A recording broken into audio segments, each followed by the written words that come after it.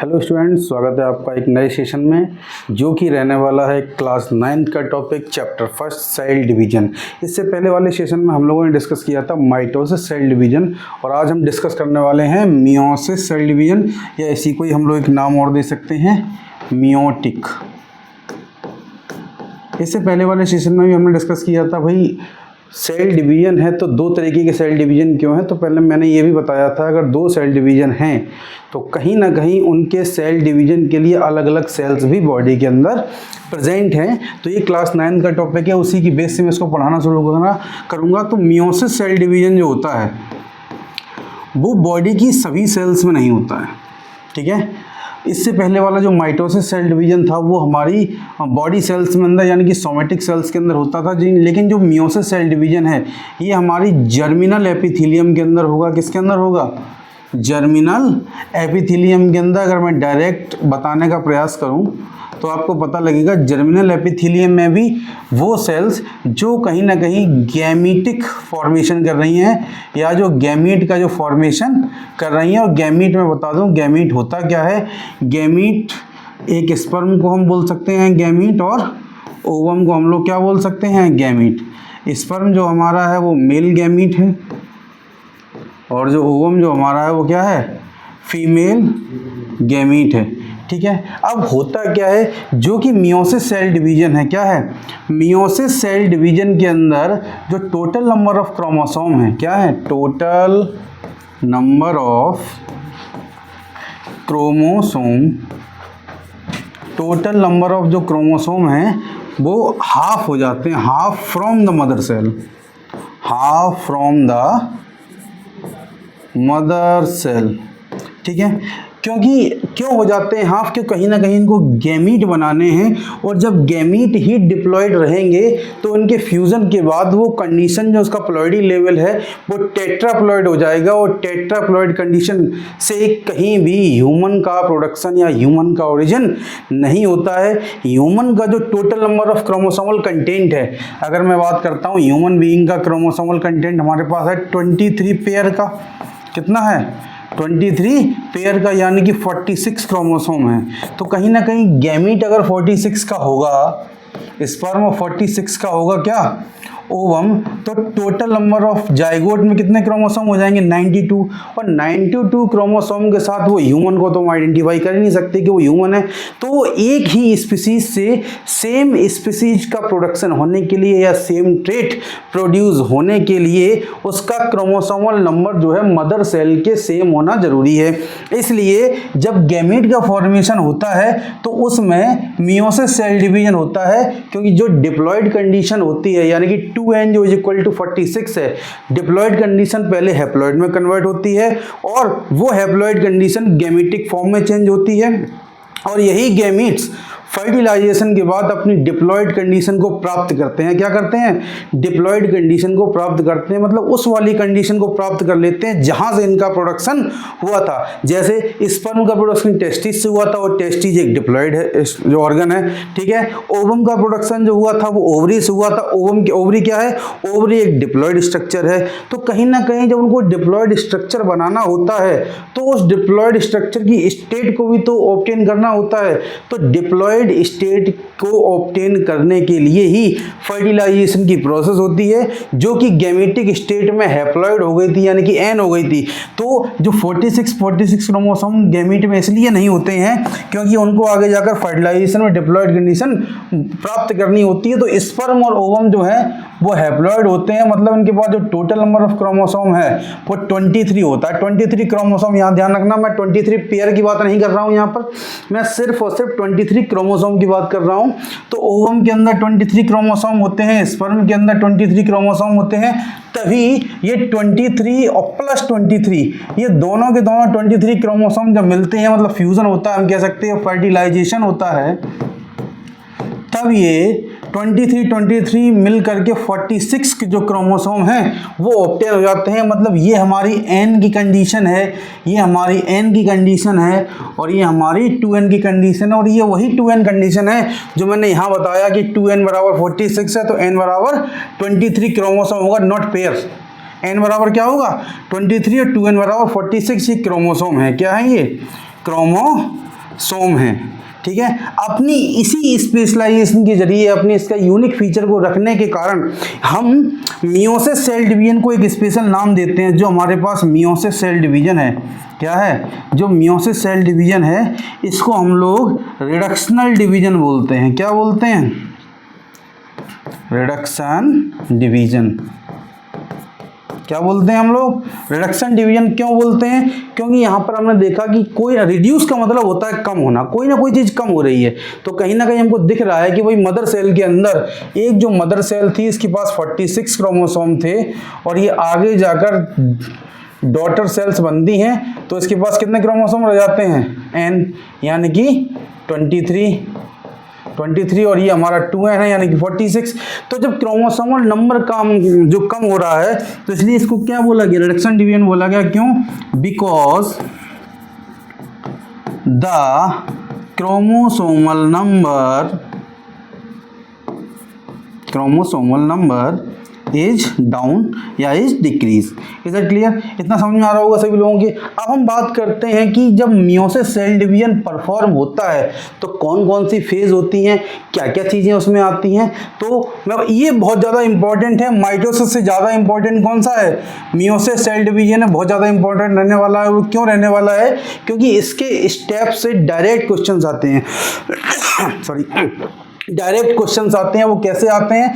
तो जैसे हम मियोसिस सेल डिवीजन की अगर हम बात करते हैं, किसकी बात करते हैं? मियोसिस सेल डिवीजन की बात करते हैं। और मियोसिस सेल डिवीजन को हम लोग रिडक्शन डिवीजन भी बोलते हैं। क्या बोलते हैं? रिडक्शन डिवीजन भी बोलते हैं। और ये रिडक्शन डिवीजन जो है वो बॉडी की जर्मिनल एपिथेलियम के अंदर होता है। और जर्मिनल एपिथेलियम सेल्स हमारी टेस्टिस के अंदर भी होती हैं और ओवरी के अंदर भी प्रेजेंट होती हैं। Is that clear? चलिए हम लोग आगे चलते हैं। जब मियोसिस सेल डिवीजन पढ़ते हैं तो मियोसिस जो होता है वो दो कैटेगरी में होता है, या हम कह सकते हैं इसके दो मेन स्टेप होते हैं। वो कौन कौन से स्टेप हैं? दो मेन स्टेप की बात करूंगा मैं। पहला स्टेप होता है meiosis first and second is meiosis second. ये दो होते हैं, ठीक है। तो माइटोसिस सेल डिवीजन में एक सेल से दो सेल बन रही थी और same as the mother cell. But in meiosis cell division one cell divide to form 4 daughter cell. कितनी सेल बन रही थी? 4 डॉटर सेल बन रही थी। कैसे बन रही थी? जब मियोसिस फर्स्ट होता है तो इसके पास भी वही 4 के 4 स्टेप जो होते हैं वो क्या होते हैं?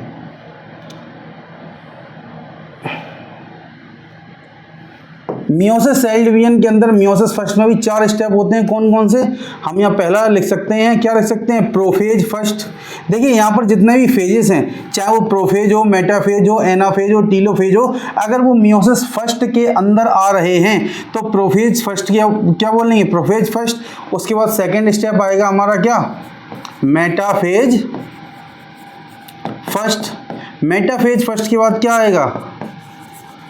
Anaphase first. और एनाफेज फर्स्ट के बाद क्या आएगा? Telophase first. इतना समझ में आ गया होगा। अब यही चीज मैं मियोसिस सेकेंड में लिखूं तो ये सारे के सारे स्टेप यहां पर सेकेंड टाइम लिखे जाएंगे, यानी कि प्रोफेज सेकेंड के बाद आता है आपका मेटाफेज सेकेंड। मेटाफेज के बाद आता है आपका एनाफेज सेकेंड। और एनाफेज के बाद आता है आपका टीलोफेज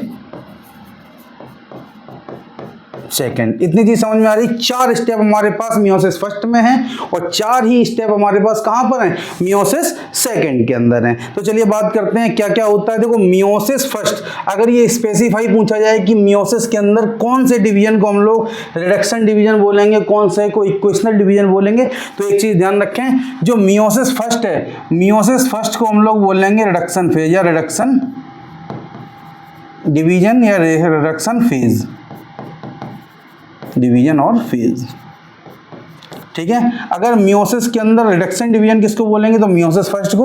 और मियोसिस सेकंड को बोलेंगे हम इक्वेशनल डिवीजन। क्या बोलेंगे? Equational division. क्या बोलेंगे? Equational division. प्रोसेस वही है कि हमारे पास पहले एक सेल थी, कितनी सेल थी? एक सेल थी जिसके पास टोटल क्रोमोसोमल कंटेंट यानी कि 2n बराबर 46 था। क्या था? 2n बराबर 46 था। और यही 46 जो क्रोमोसोम है आगे जाएगा टीलोफेज तक। टीलोफेज के लास्ट में क्या बनाएगा? ये 2 सेल बनाएगा। और यहाँ पर क्या हो गया? रिडक्शन हो गया। क्या हो गया? ये यहाँ पर ये रिडक्शन हुआ है। तो यहाँ पर अगर 46 क्रोमोसोम है तो यहाँ n हो गया, यहाँ n हो गया, यानी कि 23 क्रोमोसोम आ गए ईच। 23 इसके अंदर, 23 इसके अंदर। तो पहला फेज कंप्लीट हो गया। अब इस पहले फेज में जो 2 सेल्स हमारे पास बनी है जिनका क्रोमोसोमल कंटेंट n है, क्या है? प्लॉइडी लेवल क्या है? n है। वही दोनों की दोनों सेल्स यहां पर आएंगी। कहां आएंगी? मियोसिस सेकेंड को परफॉर्म करेंगी। और ये दोनों की दोनों सेल्स इन 4 के 4 स्टेप को प्रोसेस करते हुए, फॉलो करते हुए आगे जाएंगी और टीलोफेज सेकेंड के लास्ट में जाके 4 सेल बनाएंगी।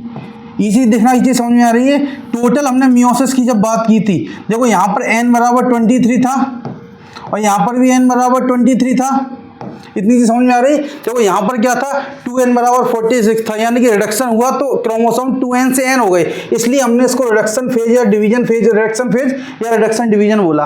अब ये 2 सेल्स जो कि हमको टीलोफेज फर्स्ट के बाद या हम कह सकते हैं मियोसिस फर्स्ट के एंड प्रोडक्ट के फॉर्म में हमको यहाँ पर प्राप्त होती है, यही दोनों की दोनों सेल्स मूव ऑन करती हैं मियोसिस सेकेंड के अंदर। और ये मियोसिस सेकेंड जब परफॉर्म होता है तो जो हमारे पास n बराबर 23 और n बराबर 23 क्रोमोसोमल कंटेंट जो था ईच एंड ईच सेल के पास, ये 2 डॉटर सेल्स हमको मिली थी, उनके पास क्या था? n बराबर 23, n बराबर 23 क्रोमोसोम जो थे। और ये दोनों की दोनों cells prophase second, metaphase second, anaphase और टीलोफेज सेकेंड को परफॉर्म करते हुए, इन सारी की सारी प्रोसेस को कंटिन्यू करते हुए लास्ट में जाकर के 4 सेल्स एंड प्रोडक्ट के फॉर्म में 4 डॉटर सेल्स बनाती हैं। कितनी डॉटर सेल बनाती हैं? 4 डॉटर सेल्स बनाती हैं। अब अच्छी बात क्या है, हमने ये कहा कि भाई मियोसिस सेकेंड इक्वेटोरियल डिवीजन है या इक्वेशनल डिवीजन है। इस इक्वेशनल डिवीजन को हम कह सकते हैं यहाँ पर जो मियोसिस होता है कैसा होता है? Same as mitosis. Same as mitosis. हमने इसको सेम क्यों कहा?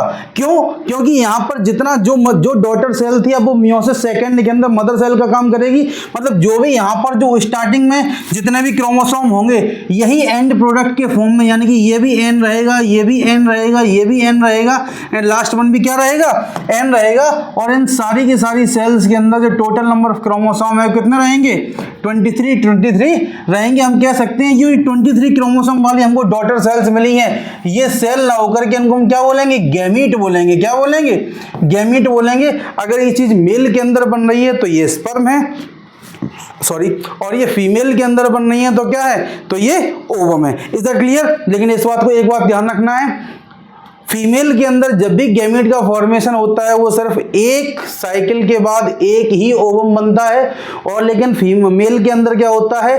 एक मियोसिस डिवीजन के अंदर 4 स्पर्म बनते हैं। मतलब एक अगर सेल डिवाइड होगी तो 4 स्पर्म बनाएगी और फीमेल के अंदर एक सेल डिवाइड करेगी तो एक ही ओवम बनाएगी। इस बात को हम लोग ध्यान रखेंगे। अब जब इतना सब कुछ हो गया है तो मैं स्टेप अप कंफर्म कर देना चाहता हूँ। आई होप आप लोगों को सारे के सारे स्टेप जो है वो याद हो गए होंगे। Prophase first, metaphase first, anaphase, telophase first, उसके बाद prophase second, metaphase second, anaphase second and telophase second. इसको याद होने के बाद अब ये क्वेश्चन आता है कि सारे के सारे स्टेप एक ही हैं तो अलग क्या है? अलग इसमें ये है, क्वेश्चन जैसे पूछा जाता है, आप लोग ये बताइए कि मियोसिस के अंदर जो कंप्लीट हमारी मियोसिस डिवीजन है including the meiosis first and the meiosis second, इन दोनों के दोनों डिवीजन के अंदर सबसे लंबी फेज कौन सी है? Which is the longest phase in the meiosis cell division. तो हम ये कहेंगे कि मियोसिस डिवीजन के अंदर जो प्रोफेज फर्स्ट है ये सबसे लॉन्ग लेंदी है। क्या है? ये सबसे लेंदी फेज है। और ये लेंदी फेज है तो क्यों है? ठीक है, लेंदी फेज क्यों है? क्योंकि इसके पास 5 सब फेजेस हैं। क्या हैं? एक सेकंड में यही लिख देता हूं। क्यों है? क्योंकि इसके पास 5 सब फेजेस हैं, या हम कह सकते हैं 5 सब स्टेजेस हैं। और वो स्टेजेस कौन कौन सी हैं मैं यहाँ पर लिखता हूँ, इससे आप लोगों को और ज़्यादा क्लियर हो जाएगा कौन कौन सी फेजेस हैं वो। देखो प्रोफेज फर्स्ट जब हम निकालते हैं तो प्रोफेज फर्स्ट के अंदर 5 फेजेस आती हैं, जैसे लेप्टोटीन, उसके बाद आता है जाइगोटीन, पैकाइटीन, इसके बाद आता है डिप्लोटीन के लास्ट में आता है डायाकाइनेसिस। क्या आता है? डायाकाइनेसिस। तो ये पूछा जाता है कि कंप्लीट मियोसिस सेल डिवीजन के अंदर सबसे लंबी फेज कौन सी है, तो सबसे लंबी फेज हमारी क्या है? मियोसिस फर्स्ट की प्रोफेज फर्स्ट हमारी सबसे लंबी फेज है, जो कि लेप्टोटीन, जाइगोटीन, पैकाइटीन, डिप्लोटीन और डायाकाइनेसिस पर बची हुई है। यहाँ तक इस फेज को कंट्रोल करने के बाद या कंप्लीट करने के बाद प्रोफेज फर्स्ट हमारा कंप्लीट होता है। और ये सारी जब डायाकाइनेसिस तक हो जाती हैं तो इनमें होता क्या है, देखिए, क्योंकि यहाँ पर सेल को 2 बार डिवाइड करना है। क्या करना है? तो दो बार डिवाइड करना है। और हमको ये बात पता है, पहले हमने एक फेज बता रखी थी इंटरफेज। क्या बता रखी थी?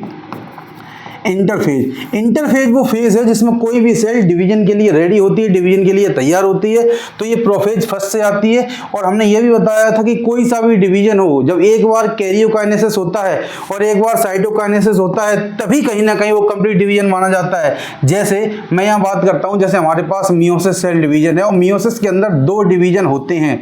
कितने डिवीजन होते हैं? 2 डिवीजन होते हैं। यानी कि फर्स्ट हमारे पास है मियोसिस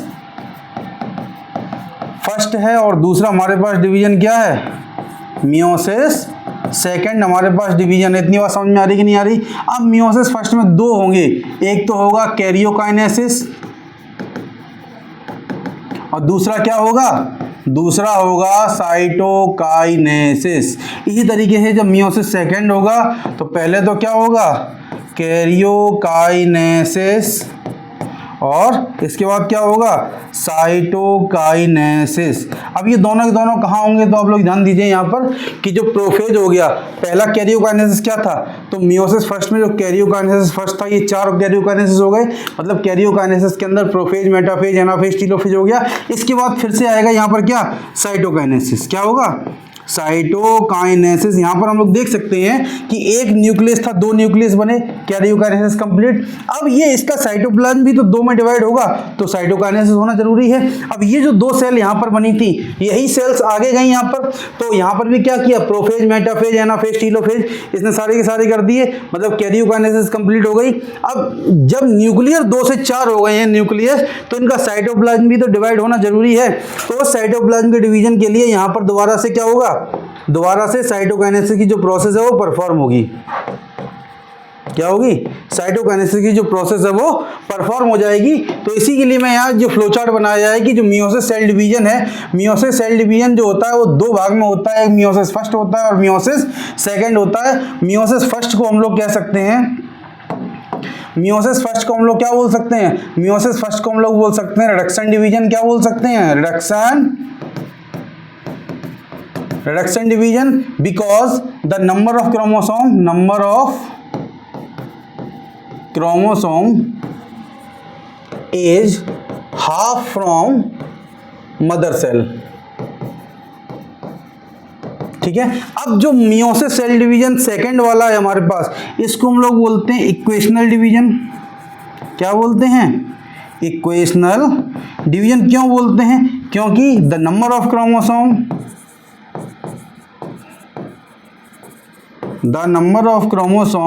इज सेम एज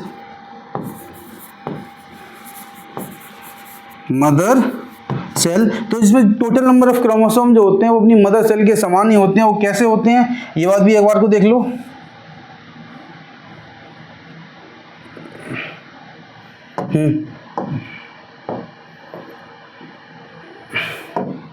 देखो कैसे है, क्योंकि मियोसिस सेल डिवीजन के हमारे पास यहाँ पर हमने माना है कि 46 क्रोमोसोम है।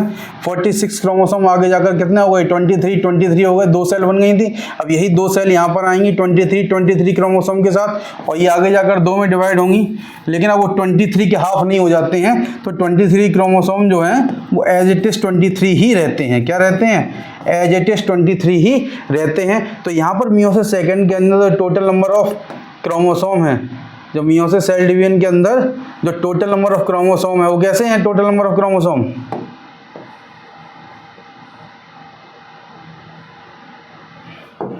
तो टोटल नंबर ऑफ क्रोमोसोम है वो मदर सेल के जैसे ही है, क्योंकि मदर सेल हमारी क्या है? एन है यहाँ पर, और इसकी तरह जो डॉटर सेल है वो भी क्या हो गई? एन हो गई। इतनी चीज समझ में आ रही कि नहीं आ रही? अब जो इससे पहले वाला मियोसिस फर्स्ट डिवीजन था वहां पर मदर सेल 2n थी और डॉटर सेल कैसी हो गई थी? n हो गई थी। इसीलिए हम कह सकते हैं कि जो मियोसिस सेल डिवीजन है वो केवल और केवल किसमें होता है? मियोसिस सेल डिवीजन हम कह सकते हैं अकर इन जर्मिनल सेल्स, या हम कह सकते हैं सेक्स सेल्स। ठीक है। अब ये बहुत ज़्यादा कंफ्यूज कर जाते हैं बच्चे की कौन सा क्रोमोसोम नंबर कहाँ पर है, तो उसको मैं समझाने के लिए मैं एक फ्लो चार्ट बना लेता हूँ। तो आप लोग यहाँ पर देख सकते हैं फ्लो चार्ट कैसे बनेगा।